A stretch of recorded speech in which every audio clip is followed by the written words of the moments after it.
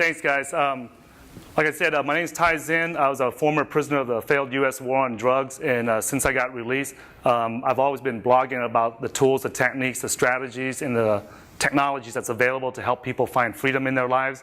And when I encountered Bitcoin, it was one of the most revolutionary technologies that I've ever ran into. I missed the dot-com boom, and this is so amazing to me that I've pretty much devoted my life and my spare time to promoting Bitcoin to the public, okay? I come from a sales and marketing background. I do not come from a technical background, so I would try to keep this presentation as non-technical as possible. We're going to talk about how to eliminate the two biggest hurdles to mainstream adoption of Bitcoins and altcoins. And by the way, if you guys see my name tag, I also represent the Next community. And so I'll be using them as an example, and I'll be using other altcoins as examples of how to get the mainstream public to adopt your coin. All right? The purpose of this presentation is to gain mainstream adoption of Bitcoin and alternate cryptocurrencies. We have lots of technical people, but there's not enough sales and marketing people in the Bitcoin community. Would you guys agree on that? I mean, like, you talk to everybody here, and they know how to write code, probably except for me. So what I would like to do is I like to contribute to the Bitcoin community by offering my sales and marketing background so that we can get widespread adoption so that it can benefit everyone, so that everyone is doing what they're good at, all right? Today's objective is to identify the two biggest hurdles. Since I only have 20 minutes, we're just going to go over the two biggest hurdles that prevents Bitcoin or any cryptocurrency from being adopted by the general public. We're going to learn some simple sales and marketing techniques to get people to understand and adopt Bitcoin and the altcoins, and we're going to gain mainstream adoption of Bitcoin and cryptocurrencies, all right? So I'm going to fly through these very quickly. If you have any questions, just keep it, and at the end of the 20 minutes, I'll have 20 minutes to answer your questions, all right? Here's my marketing beliefs, guys, that mainstream adoption of Bitcoin will happen at the grassroots volunteer level, like what we're doing here. It's not going to be done by do not waste time seeking government permission and government approval. You're going to get gray hair before that happens, okay? Avoid advice from someone with no Bitcoins. That's very important that when you talk to someone and you get someone to help you promote Bitcoins, make sure they buy, sell, trade, or own Bitcoins. That's very important. What are these two nasty hurdles?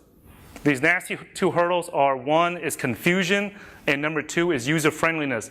Now, a lot of you guys in the audience may be technical, so when I talk about these things, it may just go right over your head because you might think, well, what's so confusing about Bitcoin? What's so user friendly? You download the blockchain, you wait a few days, when it's done, you use it, right? So that's what I'm going to cover, and I want you guys, the technical people in the audience, to look at, I am one of your users. I am the classic user that is not technically inclined. So look at me as your prime candidate as you guys create these altcoins and Bitcoin softwares and services. Look at me as the common user right here, okay? So where are we going to get the answers to these challenges, right? There's an old saying in somewhere that says that a smart man learns from his own mistakes and a wise man learns from other people's mistakes. So what we're going to do here is we're going to learn the mistakes of Bitcoin. We're going to learn the mistakes that Next made from Dogecoin, Dogecoin, Ethereum, Mt. Gox, and we're going to learn from the mistakes that today I added that the Texas Bitcoin Conference made, right? So that we can eliminate that. The first nasty hurdle is confusion, right? And just remember, guys, nothing kills adoption faster than confusion, because a confused mind cannot make a decision. When somebody's confused as what Bitcoin is or what Next or Dogecoin is or any of that, what happens is the easiest thing to do is just let it go and not deal with it, okay? So the other thing, too, is that people are lazy to think for themselves. So if you come out with an altcoin or you come out with a service or a client or anything where people have to do a lot of thinking to adopt it, you're going to be at the losing end, okay? You're not going to get widestream adoption. You want to make it as easy as possible so that it's a no-brainer for people. People like to follow. They don't like to lead. If you look around, even when you come here to the conference, everybody's looking around to see where everybody's going so they can follow along. That's natural. When you go to a restaurant to eat with your friends, you look at each other, ask, what are you going to eat? Where do you want to go to eat? What movie do you want to see? It's natural for people to want to follow. So whenever you come out with something that's new for Bitcoin or for a altcoin, make sure you make it so simple for people to follow, right? And I put an example here about the rooms. On the website, they have room A, B, C, or D for the Texas Bitcoin Conference. And then when you get here, the rooms are labeled 201, 202. Like, what was wrong with just using the room number? Right? So sometimes the easiest thing to do is the easiest thing to do, right? So common confusions about Bitcoin, so let's clear that up. This is the most common question that you run into when you're trying to promote Bitcoin to the public or any cryptocurrency. What is Bitcoin? You can tell them that it's a public ledger and it's got this cryptographic hash. You can use all these words that no one can pronounce, but I found that the easiest way to explain to people is that Bitcoin is a money transfer payment network. It's like a highway, right? And the rules and the regulations that govern that highway is also called a Bitcoin. And the vehicles that travel through that highway or that network is also called a Bitcoin. And it's very simple. And if it goes any further than that, just tell the person or your audience or your customer, it's not necessary. When you drive a car, you don't need to know how the transmission works. All you need to know is to just put it in drive and drive. Okay? Now, the other thing too is that it's important that you relate Bitcoins to something that people are familiar with. So one of the things that we do in sales and marketing is that when we come out with something that is a new product or service that people don't understand, what we want to do is relate that to something that they already understand already. So I use the highway example because everywhere you go, there's highways and there's roads. Right? Here's some more confusion about Bitcoin. What is Bitcoin mining? Now, you hear this lots of things about Bitcoin, about making money with mining and everything. And just tell them, mining just means that it's the process, you're processing Bitcoin transactions.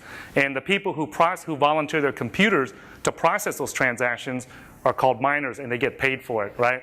And the first person to process all the Bitcoin transactions correctly every 10 minutes gets rewarded 25 Bitcoins. Now that's when people hear that, they want to jump into mining. You got to remind the public that you're using the services at Bank of America, you use services at Chase Bank. You don't run out there and try to process the transactions, volunteer to process Bank of America's bank transactions when you're using it. So you don't do that for Bitcoin either. Let the people who specialize in that do that.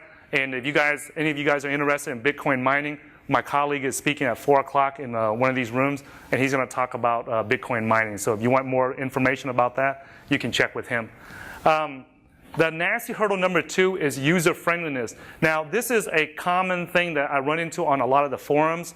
The technical people think it's easy, whereas the non-technical people myself think it's a struggle. Like, it took me several days to get the Bitcoin client working. When I installed the next client, when they came out with that coin, it took me several weeks.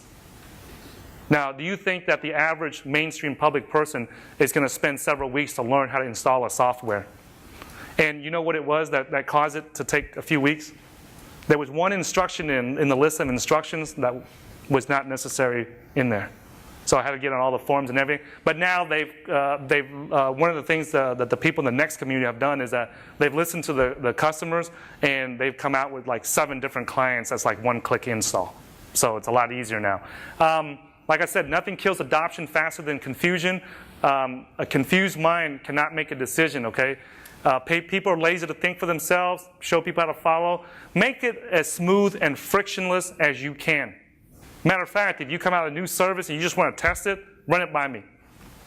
If I can't get it through one try, the chances are you probably got to go back to the whiteboard on it, okay? Because, if you can get a dummy like me to do it, to use your product or service, then the chances are the regular public will be able to use it too, okay? The acquisition time needs to be as short as possible. I found out about Bitcoin from my colleague back in the December of 2012, and I got my first Bitcoin in October. In August of last year. So I still got it at a good price, and I made good money on it. But the time that it took for me to know what it is to the time I actually got a Bitcoin needs to be compressed, and it needs to be shorter. It needs to be fast, just like that speed car that just went past us, right? I timed that too, by the way. Okay, it needs to be fast, just like that car I just got. From the time they hear what a Bitcoin is and take possession of it, if you have to, just take out your Coinbase wallet or app or your blockchain wallet app and send somebody a millibit, okay? And that's another thing too. Start off with millibits. Don't even go into talking about Bitcoins, all right? Because that just confuses people. It's important that you understand the path of a new crypto user, whether it's a Bitcoin, altcoins such as Dogecoin or Nex or any of that, okay? It happens in 5 steps. Usually, they will have to learn and understand what Bitcoin is. They have to download and install the wallet or the account, acquire some Bitcoins or altcoins, test the new Bitcoins, and watch, rinse, and repeat. Let's take a look at some of these popular coins and their mistakes, all right? So when we learn and understand about Bitcoins, right, you don't want to make it confusing for the public. One is like Mt. Gox, like magic the what? Like the first time I heard Mt. Gox and what it was, I tried to repeat it like 24 times to remember what it stood for, right? What was wrong with just getting Mark Karpeles, that chump, you know, from getting a name that just said BitcoinExchange.com, right? That was something that was suggested by the Mad Bitcoins guy, right? BitcoinExchange.com. Wouldn't that be a lot easier so when people log on or they hear about it, they know what it is? So make things simple for people to understand.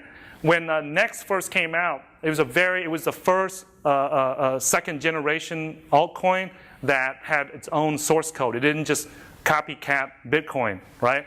And to make it unique and different, they decided to call it Nex instead of Nextcoin. But the website that you go to is called Nextcoin. So you see the confusion, guys? So do not do that whenever you deal with it, okay? And also, it's spelled NXT. It's not spelled NEXT, right? So that was one of the mistakes that, unfortunately, the inventor of Nextcoin is not an American. He's somewhere in Europe, Russia somewhere. So his English is, I don't think, that was one of probably the main challenges, was that his English got in the way, okay? What I recommend is before you come out with a new, if you guys are developing a new altcoin, just do a keyword research on Google. It's free. That way you can see the different terms and words that people use. The other one as an example I like to use is Ethereum. How many of you guys were able to spell Ethereum the first time you heard it? Right? One person out of a room of what, 50 people? Right? So the first time I heard about it, and my friend told me about it, I was trying to Google it online, search for it, but I couldn't spell it. And then after I figured out how to spell it, I tried to explain it to other friends who were interested in investing in altcoins, and they couldn't spell it either. Right? So look at how many customers you lost along the way. Now, if I was, not everybody is going to be persistent, so keep that in mind, all right? Why choose a name people can't even spell? Don't be cute and fancy with your names when you come out with the new altcoins. If you guys are sitting in the audience planning on coming out with a new altcoin. Step number 2 is download, verify, install the account. Bitcoin QT has no instructions or videos. Like when you go online, it's not very clear. They should have a standard format video on their website so that people know when they get there how to download it, how to select when you go to bitcoin.org, they have like half a dozen or so clients and wallets, and you don't know which one. Like if you're a beginner, how do you know? So if you guys are developers in here, just put step by step. Step 1, if you're a dummy, select this wallet. If you're a technically advanced or a developer, select this one. Select Armory. If you want a no-brainer, just download QT and be aware it's going to take about a day to download everything. Let people know ahead of time, because I was sitting there downloading and I was wondering, like, is this thing done? Why is my CPU at 100%? Is this a virus? Is this a scam? You see, you don't want those things going through the customer's minds, okay? When Nex came out, it had instructions with pictures and videos, several videos, okay? So we did that because we learned the lesson from Bitcoin. And so when we released Nex, and when we say I'm not the developer of Nex. I just help volunteer to do the marketing for them, all right? So, and then now Ethereum just came out, and there's people that want to invest in Ethereum, and they have a test net. It's like, for the common people like us, who want to invest into it, if you only want technical people and developers only, then it's great to use those terms. But if you want mainstream adoption, you want mainstream public to pour money into it, make it so that they understand. Because the more that people don't understand, the more afraid they become, right? Step number 3 is acquire some coins. There's 3 ways to acquire coins, and this is a common question that you get when you talk about Bitcoin or any cryptocurrency, right? Is where do I buy the coins from, or how do I get it? There's 3 ways. Buy coins at an exchange, offer a product or service, or mine it, or with the case of Nex, you forge it, okay? Because forging does not produce new coins. It just processes transactions only. So these are the ways that you would tell them. But the fastest way is, guess what? is just send you a friend or a new person. It's worth it, guys. You send them 1 millibit, it doesn't cost anything, right?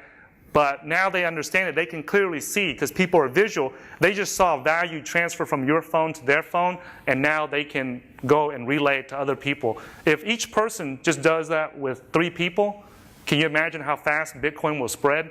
If we just everybody in this room just left here from the conference and helped 1 more person adopt it, it'd be phenomenal. All right.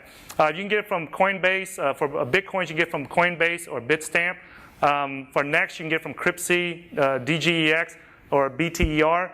Now, you see how DGEX and BTER is? Is that something you guys can remember? Is that easy to remember? Right?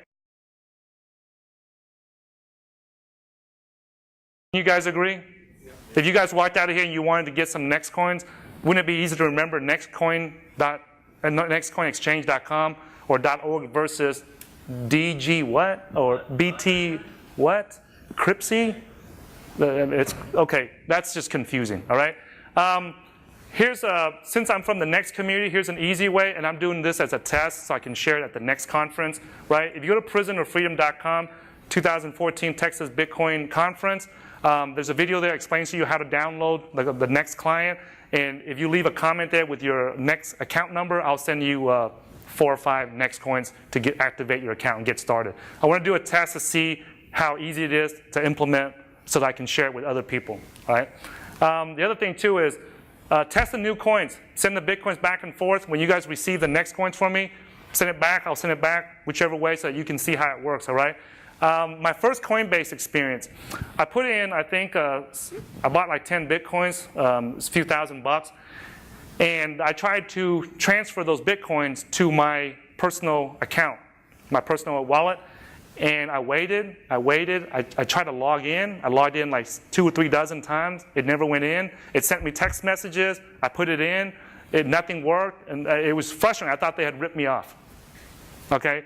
And then several days later, I tried it again. And once again, it didn't work. So it took like the 3rd time before I was able to access the account and transfer my Bitcoins to me. And so you don't want that user experience, especially after someone just spent several $1,000s with you as a customer.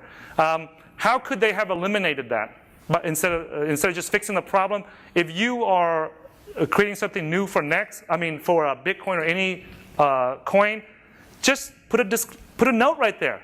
Hey, when you transfer, when you log in, we have issues. It might take you several attempts. Right? Have a video, explain what happens. I mean, how hard is that? Right?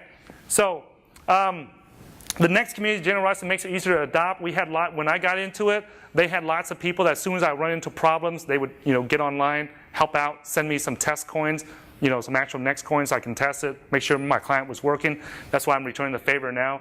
So step number 5 is watch, rinse, and repeat. Just do those 4 steps again, and it's very easy. And the good news is that it can only get better. It's not going to get worse. Every day, every altcoin, Bitcoin, everything is getting easier and easier. All right? Avoid this like the plague. Avoid technical terms. Terms such as cryptographic hash, Merkle tree, or mini tree, or any terms that, if you're a developer and you know that that's part of your field, don't use it with other people. Just use regular terms. All right? Most people, and the other thing too, like when you're making the clients and you're trying to exchange, they use the bid, the ask, all that. Nobody knows what that means. Just use wanted or for sale. It's easy. Everybody knows what a wanted sign means. Everybody knows what a for sale sign is. All right? Most people don't understand money. That's one of the problems you're going to run into when you try to explain Bitcoins to people, is that they don't even understand money, how fiat money comes about, how it works or nothing. So you run into that challenge of wanting to educate them about how fiat money works so that they can understand the benefits of Bitcoin. Don't waste time doing that. Okay, if they're 30, 40 years old already and they don't know what it is, you spending 5 minutes is going to get them to understand it, right? The easiest way is just to hold the phone, shoot it to them, and transfer it back and forth and show up. There, it's easy. You see that? If you have a friend in Cuba or Iran right now where you can't send them money because they're not a U.S. ally, look, you can send it to them. No one can stop it, nothing, okay? So no conspiracy theories, anti-government, cute and fancy stuff. All this stuff, right, just scares people. When you talk about, oh, this is anti-government, the government has no control over this, you're just scaring people. Because you don't know, most of the public, they enjoy living in America. They enjoy having freedom. So telling them that, talking bad about their government, that's not a good thing, all right? Like I said, cute and fancy, none of that. Focus on the benefits of the consumer, all right? Not to another technical person, all right? So I think my time is up. So any questions on how to market Bitcoin or your products or services in the cryptocurrency world? I'll take questions. And let's give Ty a warm round of applause for his presentation. All right. Thank you. All right. Any questions? Yeah. He's going to walk around with the mic and get him. Yeah. Howdy, I'm Chris. And talking about learning and understanding Bitcoin, take my mother, for example. She'll go to the store, buy her milk, use a check. She doesn't know how the bank clears, doesn't care. Yeah. Disclosure, I don't own a Bitcoin. Yeah. But what are the the different generations between my mother using a currency she doesn't understand and me adopting, this, which I don't think I'd be incapable in installing a wallet and that sort of thing. But what would make me use that the way she goes to the store and buys milk? Okay, so your question is how to get your mom to be able to use something like Bitcoin? Well, more about the generational differences. She's transacting, doesn't know how it works. I would be using Bitcoin or altcoin or whatever. I don't necessarily need to know how it works. Yeah. Because I already, or assuming For people like that, know. you don't have to explain to them why, just show it to them. That's the easiest way. The easiest way to get anybody that's not technically savvy is to just show it to them. Just whip out the phone, look, you see this, you just scan this, boom, it's done. And make it fun for them. Right. Why would they do that? Huh? Why would they? Because she trusts you. Because she trusts you because you're telling her this is better. She doesn't need to know. She trusts you, and when she trusts you, she will follow along what you're saying. If you tell mom that, hey, mom, this is better, look at this, right? This has more value. We're going to use this from now on because it increases in value. We're not going to lose the value of it every year that goes by. It's a lot. She doesn't have to know. If she trusts you, you just got to get her to trust you. That's the main thing, right? Any other questions, guys? Come on up to the mic. John, I kind of just wanted to follow up. One thing I've had success with getting people. John. Oh, yeah, okay. One thing I've had success with is kind of just looking at their everyday routine and kind of the things that they do and are involved in, and then look at how Bitcoin can make that more efficient. Kind of look at her routine, and I've had a lot of success just, okay, this person, how could they benefit from this? How can this improve the way they do things? And So what's the question? Right, yeah, so that was just kind of piggybacking on that. And then talking about him, just have you explored any other wallets, for example, like Electrum, where you don't have to do things like downloading the entire blockchain and... No, from a non-technical perspective, the question was, have I tried Electrum or other Bitcoin wallets, right? The confusion that I run into from a non-technical perspective is that I don't know which ones to use. The reason why I chose Bitcoin QT was because that was the original one, supposedly, that Satoshi created, and that's what the development team has created. So I figured I'll go with this one. So there's no instructions on there that say, or at least it's not clear as why I should use the other one. So when you mentioned about Electrum, I have not tried it. I have not tried Armory because I don't know what they're for. And I don't want to risk losing thousands of dollars of Bitcoins that I know is secure inside Bitcoin QT to risk using another client that was not developed by the original creator. So I'm just giving you a user's perspective. Whether it's right or wrong, that's what you got to fit. Sometimes you, as a developer, I know that you guys are always, I heard Gavin Andreessen on YouTube say that every day he's looking to make the code more efficient, right? And it's true, and I'm glad that he's doing that, but sometimes you have to balance the efficiency of the code with the user experience on this side. If you're a good coder and you're able to make very efficient code, but it's a pain in the butt for the user to adopt it and use it, that efficient code is not useful. That if you can make the code where it's secure and it does the job, but it may take a few more lines of code, but the user experience is frictionless and there's no friction in the way, that I believe is much more useful. So Does that help answer your question about why I'm not using Electrum or tried it? Right, it does, yeah. Okay.